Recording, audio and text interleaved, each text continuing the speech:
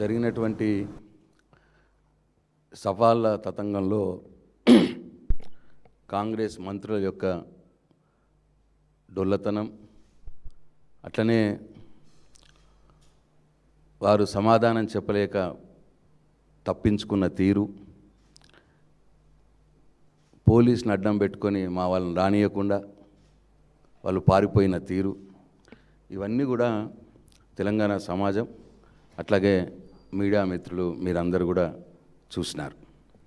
ఇవాళ నిన్న రేవంత్ రెడ్డి గారి పరిస్థితి కూడా సై సినిమాలో వేణుమాధవ్ గారి రోల్కి ఏ గతైతే పట్టిందో ఆ పరిస్థితి ఇవాళ నిన్న రేవంత్ రెడ్డి గారికి పట్టింది. చర్చ అన్నాడు, సవాళ్ళు అనిపించిండు, మంత్రులను ఎగదోసిండ్రు, చివరికి అంత తోక ముడిచిరు. నిన్న కేటీఆర్ గారి హరీష్ రావు గారి దెబ్బలకు రేవంత్ రెడ్డి గారి బిల్డప్ అంతా కూడా తేట తెల్లమైపోయింది. మొత్తం ఏదో అనుకున్నారు పాపం, కానీ సీన్ అంతా రివర్స్ అయిపోయింది. సెల్ఫ్ గోల్ కొట్టుకున్నారు నిన్న కాంగ్రెస్ పార్టీ. ఇంక ఇవాళ ఒక ఆయన ఎవరు అంటారు,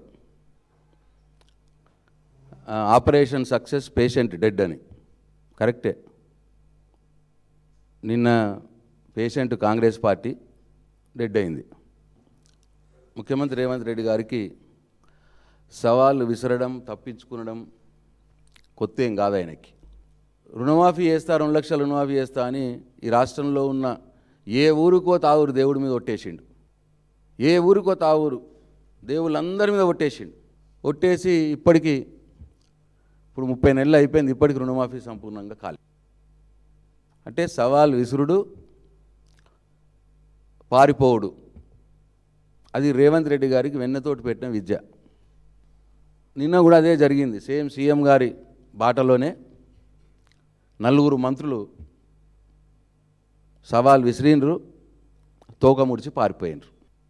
హరీష్ రావు వస్తా అంటే పోలీసులతో అరెస్ట్ చేయించారు.